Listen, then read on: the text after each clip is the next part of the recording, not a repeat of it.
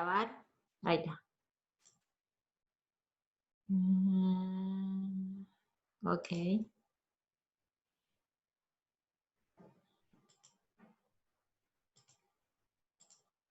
Bien.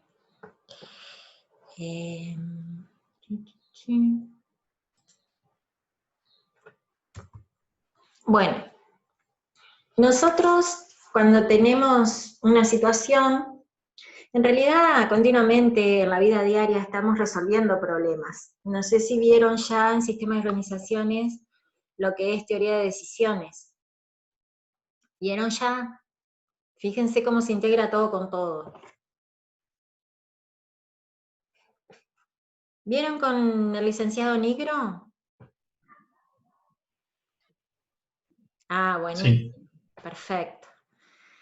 Entonces, sabrán, a ver, ¿quién me puede explicar? Abran ese micrófono, por favor. ¿Quién me puede explicar cuáles son las distintas etapas de una toma de decisiones? Así más o menos, tampoco es que le estoy tomando examen de sistema de organización. Después igual queda grabado y no, a ver. Hay que poner premio para los que hablen. Sí, va a costar un poquito, va a costar, pero después, o sea, esto van a tener que compartir pantalla todos.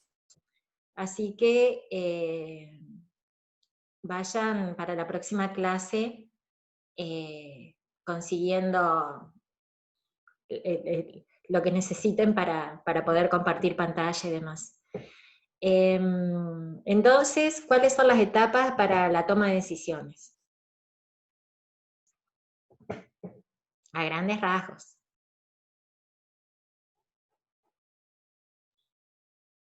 Entender el problema, ¿no? Primero. Dimensionar y reconocer todos los indicadores o todas las variables que tenemos que tener en cuenta. Evaluar seleccionar alternativas, ¿no? Tener en cuenta alternativas, seleccionar alguna, evaluarla, seleccionar alguna, y después implementarla. Pero para tomar decisiones lo primero que tenemos que hacer es entender el problema. Si no entendimos bien el problema, capaz nuestro algoritmo, nuestro programa anda bárbaro. Se pone con colores, sube flechita, despliega pantalla, todo lindo, pero en realidad no hace lo que el cliente nos pide. Entonces, es fundamental, es uno de los errores que se suelen cometer, pero ¿por qué? Y porque el tema de la comunicación entre las personas es muy complicada. ¿Por qué? Porque lo que yo puedo interpretar de algo escrito no es lo mismo que puede interpretar otra persona. Y eso tiene que ver con la semántica. La semántica es muy difícil y eso es lo que se está tratando con el procesamiento del lenguaje natural hoy día, que es un tema muy en auge y que no está totalmente cubierto. ¿Por qué? Y porque tiene que ver con el contexto, cada una de las palabras con lo que lo rodea, lo que tiene antes y lo que tiene después. Se utiliza mucho en el tema de procesamiento del lenguaje natural, por ejemplo, los políticos, para saber si tienen imagen negativa o positiva. Entonces, una de las formas sería, por ejemplo, contar cuántas palabras afirmativas tiene un texto. ¿Qué sería palabra afirmativa? Y qué adjetivos que sean positivos. Entonces digo, bueno, este texto está hablando bien de esta persona. Se puede hacer eso, por ejemplo, con los periódicos, con los diarios, con los sitios web que hablan de política, por ejemplo. Bien, entonces lo que nosotros tenemos que saber bien cuál es el problema que tenemos. Para poder resolver este temita de saber cuál es el problema que tenemos que saber si nos vienen y nos piden algún programa, no, hacemos un sistemita, porque la mayoría de la gente viene y dice, no, hace como que si fuera poco, y en realidad, ya les dije, los chicos tuvieron 60 horas haciendo ese intérprete, o sea, algunas cosas llevan mucho, y eso es poco, digamos, poco tiempo. Gonzalo les puede decir que él trabaja está trabajando y sabe cuánto tiempo lleva. No sé específicamente si estás en desarrollo, Gonzalo, o si estás en otra área, pero lleva mucho tiempo. Entonces, cuando nos vienen con una presentación de un enunciado, de un problema, viene alguien y nos pide algo, tenemos que saber si se puede resolver mediante computadora o no. Los problemas que yo puedo resolver mediante la computadora se llaman computacionales, y los que no se pueden resolver mediante computadora son no computacionales. Un problema computacional, por ejemplo, no sé, tomar una base de datos y, bueno, el Guaraní, por ejemplo, tener todo ahora online como para sacar los mail de ustedes para poder comunicarme, para decirle que la clase de hoy era a las 3 de la tarde, y que les va a pasar por ahí el ID de la reunión de Zoom, por ejemplo. O todo lo que estamos haciendo, esta forma de comunicarnos, también puede ser resuelta por la computadora. Pero hay problemas no computacionales, como por ejemplo, hacer una torta. Cocinar, ahora que está muy en boga.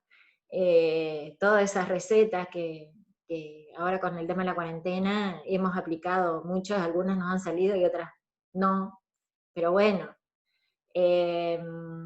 Por ejemplo, cambiar las ruedas de un auto. Yo la verdad es que mi solución para eso, ¿cómo harían para cambiar las ruedas de un auto? Yo tengo una, pero no sé, a ver ustedes. ¿Alguien cambió las ruedas de un auto alguna vez? Yo lo digo. ¿Cómo hiciste? Aflojo los tornillos, después levanto el auto y termino y saco los tornillos y saco la rueda.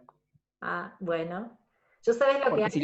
si levantás el auto antes de aflojar no podés porque te gira la rueda. Bien. Bueno, esos detalles están buenos saberlo porque yo, la verdad es que, ¿sabés cuál es mi solución? Me fijo el auxilio del seguro y llamo por teléfono. Esa es otra solución. Entonces, el compañero dio una solución, yo di otra. Lo que no quiere decir que no hayamos tenido que tener en cuenta cosas previas, que serían precondiciones. Vamos a suponer que se nos pinchó la rueda del auto. Vamos a suponer que estamos en la ruta, entre Concepción y Casero, que pasa mucha gente por las dudas. Entonces, bueno, el compañero nos dio tips para cambiar la rueda. El tema es si tenemos la rueda de auxilio en condiciones. Vamos a suponer que tenemos todas las herramientas, vamos a suponer que tenemos la rueda en condición y que tenemos la habilidad para cambiarlo, digamos, porque yo digo, él dijo que había que desajustar las tuercas antes de levantar el auto porque si no se gira la rueda. Es algo intuitivo, digamos, sentido común, pero por ahí el que no lo sabe, yo porque observo, digamos, he observado que no sé, bueno. Y entonces, pero claro, cuando vos tenés que ajustar las tuercas y si las dejás flojas, o sea, es complicado. Yo preferiría llamar. Ahora, yo digo mi solución, llamar al auxilio. ¿Y si el celular no tiene señal en el medio de la ruta? ¿No? Todas esas cosas que uno dice cuando viaja o cuando tiene que tomar una decisión para enfrentarse a una situación, a un problema, que en realidad uno lo toma problema como algo complicado, feo, pero en realidad siempre estamos solucionando problemas. Vamos a suponer que nosotros nos tenemos que reunir a las 3 y no nos andaba internet. Y bueno, tratamos de... Hay veces que no me anda y me anda por el celular y me conecto por el celular, digamos. Tener distintas alternativas de solución del problema y elegir la mejor. Vamos a suponer que no me queda más crédito, o se me acabó el pack del mes. Y yo, si soy alumno, y bueno, y estoy complicado de plata, digamos, bueno, digo, miro la clase después. Pero yo que soy docente y tengo que dar clase, yo no puedo quedarme afuera. Entonces pago, digamos. Y después veré tarjeta de crédito, lo que sea. Pero ¿se entiende cómo es la situación, digamos, de resolver un problema? Que uno tiene que ver cuál es el problema en sí, pero cuáles son las cosas previas que uno tiene que tener en cuenta para poder solucionar el problema. Porque yo digo, bueno, vámonos de vacaciones. Está perfecto. En este momento, a mí me encantaría irme de vacaciones, pero está la pandemia y digo, aunque pudiese viajar, no voy a viajar porque yo voy a esperar a que, aunque sea para ir a Uruguay, a Brasil, a Chile, a donde sea, o acá mismo en Argentina, digo, voy a esperar que esté la vacuna. Bueno, esas serán mis precondiciones para poder solucionar. No, no, no, ahí no. Entonces, uno para resolver un problema tiene que tener un montón de ítems, indicadores en cuenta. Bien. Y después, de acuerdo a la teoría de la computabilidad, hay problemas computables y no computables. Los problemas computables son los que tienen solución en la computadora, y hay problemas no computables que no tienen solución en la computadora. El tema es que, por ejemplo, ustedes vieron problemas no computables en la teoría de grafos. ¿Quién me puede decir cuál es un problema no computable?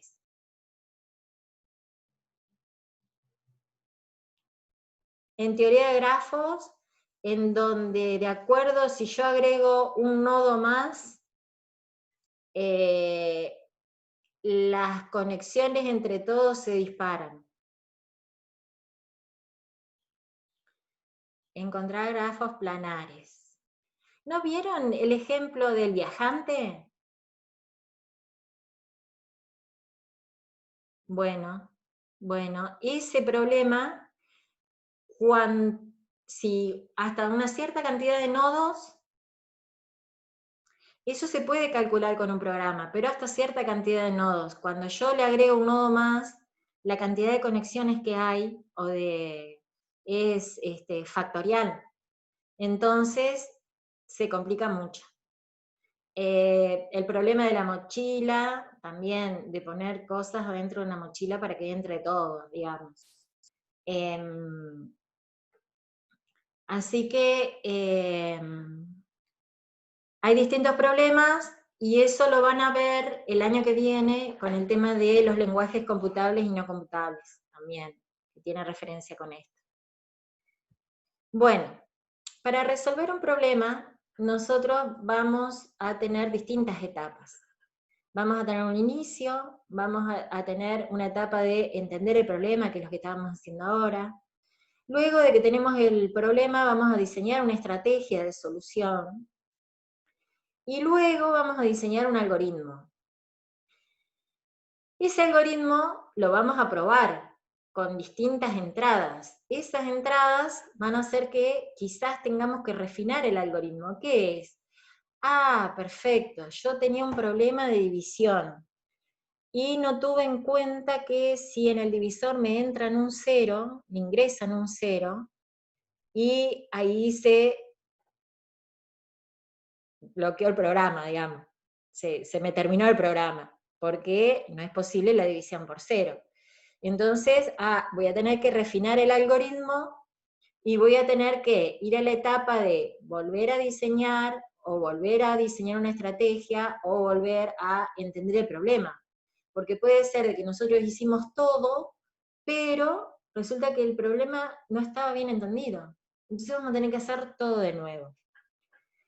Los problemas, los errores dentro de los problemas, cuanto más rápido se detectan, es menos el costo de solución. Si yo detecto un error acá en el diseño de la estrategia, el costo de resolver ese error va a ser mucho menor que si lo encuentro acá o lo encuentro acá. Perdón, me fui ahí. ¿Se entiende? Y ni les digo si ya estamos en el fin y lo entregamos. Imagínense que entregamos un programa que no ande, y el que se da cuenta es el usuario, el cliente que nos encargó el programa. Y se nos va a complicar ahí. Entonces, lo primero que tenemos que hacer es justamente entender el problema. ¿Hasta acá vamos bien?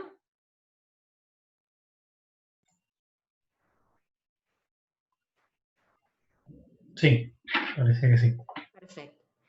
Entonces, para entender el problema, vamos a hacer una determinación en 3 grandes ítems. Vamos a determinar, dentro de un enunciado o del problema, cuáles son los datos que tenemos o que podemos obtener de alguna parte, qué proceso le tenemos que hacer a esos datos para obtener el resultado. Vamos a ir con un ejemplo. Por ejemplo, determinar la hipotenusa de un triángulo rectángulo cuyos catetos tienen los valores 3 y 4 respectivamente. Bueno, de ese enunciado, abran el micrófono. ¿Cuáles serían los datos?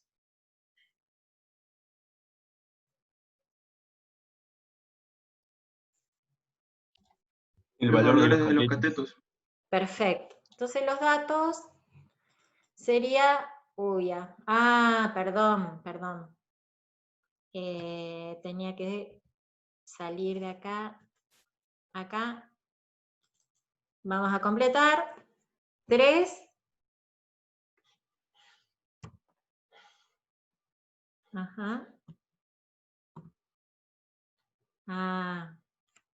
Espérenme un poquito que me está fallando el tema de... El color de la letra. El color de la letra se me está... Formato, texto...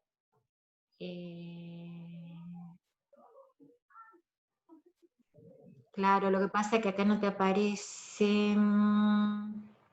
Ahí en la... Acá. 3 y 4. Perfecto. Bien, esos serían los datos. ¿Qué proceso le tengo que hacer a 3 y a 4 para obtener el resultado? Es decir, sí, no, bueno. Uso LibreOffice porque es código libre, digamos, ¿no? Bien. Entonces, acá, ¿qué resultado queremos obtener de acá? Yo sé los datos que me dio 3 y 4, que son los catetos. ¿Cuál es el resultado? La hipotenusa. La hipotenusa. Bien. La hipo. La suma la raíz cuadrada de la suma de los cuadrados. Perfecto. Entonces, en el proceso, yo voy a tener que decirle que hipo, el resultado que yo puse abajo, hipo va a ser una variable. ¿Qué es una variable? Una cajita donde se guarda un valor. Muy bien. Para nosotros, en el área de programación, va a ser un lugar de memoria que va a estar referenciado por el identificador hipo, es decir, por el nombre hipo, en donde se va a guardar, almacenar un valor que se puede modificar durante toda la ejecución del programa. Entonces, fíjense lo que voy a hacer. A hipo le asigno, esto es una flechita, la raíz cuadrada de 3 al cuadrado más 4 al cuadrado. Ustedes imagínense que es 3 al cuadrado y 4 al cuadrado. ¿Está? Ese sería el proceso y el resultado es hipo. Pero, ¿qué pasa? Yo este problema se los puedo dar a ustedes porque yo sé que ustedes saben quiénes son los catetos, qué son los catetos, qué es un triángulo rectángulo y cómo hallar la hipotenusa. Si yo esto se lo doy a resolver a alguien que no sabe y tiene que hacer un programa, y va a estar complicado porque no va a poder entender el problema. ¿Qué hace? Googlea, por supuesto, ¿no? Puede ir a los libros, puede ir a las páginas educativas Y ahí va a entender, pero si era una asignación de una expresión aritmética, ¿no? Yo, este resultado, la flechita así, esto se llama asignación, se lo asigno al valor de este resultado a la variable hipo. ¿Ah? Pero yo, para entender el problema, también lo que puedo usar, y créanme que es hiper útil, usar gráficos, usar ejemplos de cadenas. Por ejemplo, yo tengo que, no sé, determinar, a ver qué puede ser, quién es el campeón del fútbol argentino. Y bueno, entonces me puedo hacer, con poquitos equipos, me puedo hacer un Excel y decir, bueno, partido 1, ganó, perdió, empató. No sé si alguna vez jugaron al PRODE, pero es una grilla en donde tiene ganado, empatado, perdido, y uno pone una crucecita, y es como que si fuera un Excel, ¿no? Columnas, filas, una matriz, y entonces dice ganó, empató y perdió. Dice, bueno, el partido 1, que es River Boca, quién ganó, y bueno, después, si acierta todos los casilleros, se ganaba mucha plata. No sé si sigue estando el PRO de ahora. Pero bueno, uno se puede hacer ejemplos de cómo sería. O yo les digo, bueno, simúlenme la caja de un supermercado. Y bueno, entonces digo, perfecto, viene una persona y se lleva un solo artículo.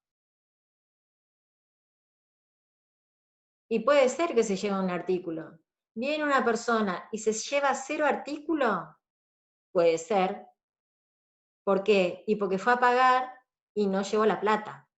Me suele pasar a mí. Qué feo. Pero bueno. Entonces, yo tengo que tener todas las posibilidades que pueden suceder en ese problema. Perfecto. Entonces, digo, bueno, para entender mejor, digo, bueno, el cateto A es 3, el cateto B es 4, y lo que yo tengo que hallar es la hipotenusa, ¿no? Que sería mi interrogante. Este sería el resultado. Entonces, fíjense que con un mero ejemplo se aclara. No anda el Shift F5, que es para volver, pero bueno, ¿se ve bien ahí? Sigo acá.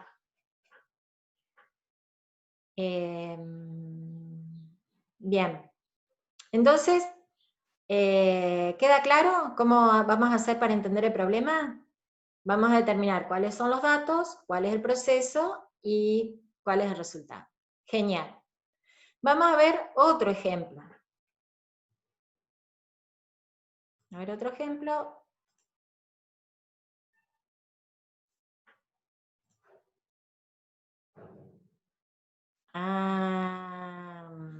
Espérate. Espérate que me quedó sucia la pantalla de cosa acá. Acá. Vamos a borrar. Chichi. Acá. Bueno. Perfecto. Entonces, estamos en entender el problema y tenemos el siguiente problema. Determinar si una palabra es un palíndromo. Entonces tenemos la palabra X, que le decimos que es radar. ¿Y qué es un palíndromo?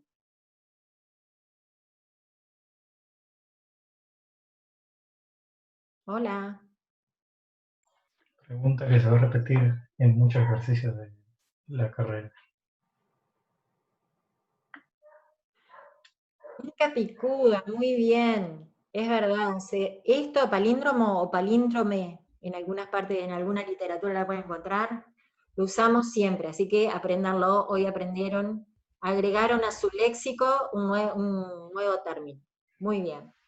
Entonces, capicúa quiere decir que si yo la leo de izquierda a derecha, o de adelante hacia atrás, radar, se lee de la misma forma desde atrás hacia adelante. ¿Cómo les parece que yo puedo hacer un proceso para determinar, así a grandes rasgos, nada de programación, nada de ciclo, nada de nada, pero en una terminología que ustedes conocen, por ejemplo, inversa que hayan usado, o cómo harían para saber que la primera letra de radar es igual a la última letra de radar, que la segunda letra de radar es igual a la anteúltima? ¿Cómo harían eso?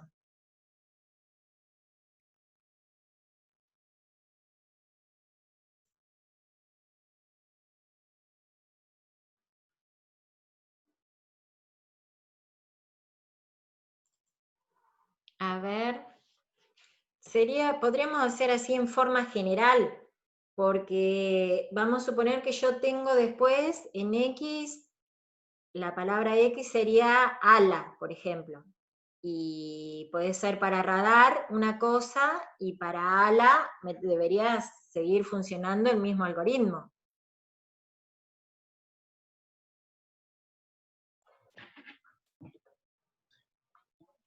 Acá en el chat habían propuesto asignarle un subvalor a la letra, dependiendo de la posición. Ah, bueno, sería como X sub 1.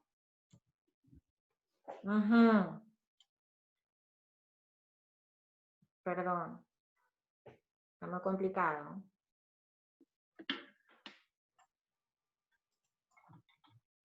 A ver, vamos a abrir el Notepad.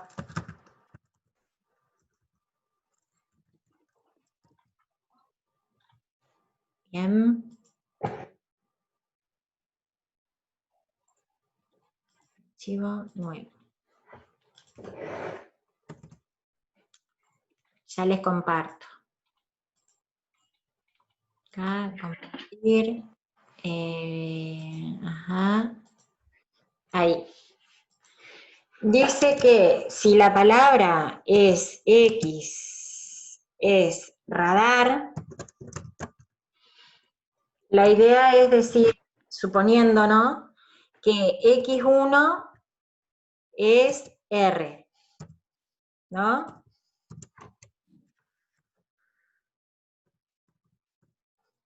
Puedo decir que X2 es A, que X3 es D, ¿no? X4 es A y X5 es R. ¿Está? ¿Así decía la persona el alumno? Sí, yo lo interpreté así. Es más, pusieron ahí asignarle un valor a cada letra y comparar letra por letra. Primero con la primera, y primero la primera con la última, luego la anteúltima y así. Ajá. Lo que pasa es que ese método serviría para una palabra que tenga 5 letras. Voy a cambiar la cantidad de letras y tenés que cambiar el algoritmo, ¿o no? Bueno, ¿qué problema? Hmm. Tenemos que solucionar eso. Yo podría decir, bueno, si X es radar, yo digo, bueno, le pongo un subíndice X1, R, X2, y después comparo. Perfecto. Así harían las máquinas de Turing, que van a ver en segundo año. Así hacían las primeras computadoras, para saber si una palabra es un palíndromo. Decían, la primera marcaban con algo y se iban hasta la última y decían, ah, es una R, perfecto, vamos bien, sigamos. Pero si no es igual a la última, que pare. Listo, ya te digo que no es palíndromo. Ya se dio que la primera no es igual a la última, listo, ya no va a dar. Entonces, otra forma de expresarlo podría decir que X1 o X es igual a X a la menos 1, ¿no? Esto como subíndice, ¿no? X a la menos 1, o sea, interpretando que X a la menos 1, lo que es la inversa de X. Yo podría tener la palabra alojada en una variable y la inversa en otra variable y decir, bueno, ¿son iguales o no? Eso sería otra posibilidad. Entonces, acá yo lo que voy a hacer es decirle si X, se me va el...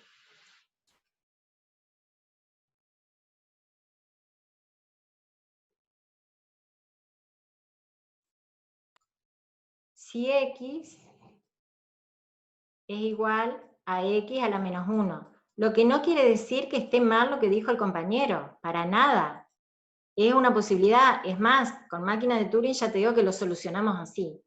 Pero acá, en entender el problema, digo, bueno, ¿cómo hago para solucionar a ver si es palíndromo o no? Y bueno, digo, a grandes rasgos, perfecto, tengo la palabra, hallo la inversa, y ¿qué sería la inversa? Que se escriba al revés, y digo, las comparo.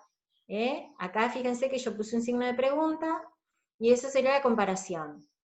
Y esa comparación lo que me está diciendo es, ¿qué tipo de resultado voy a obtener? ¿Verdadero o falso? ¿Verdadero o falso? ¿Y qué es verdadero o falso? ¿Que es un palíndromo o que no lo es? Bien, pero de matemática discreta, ¿qué es Un valor de verdad. un valor de verdad?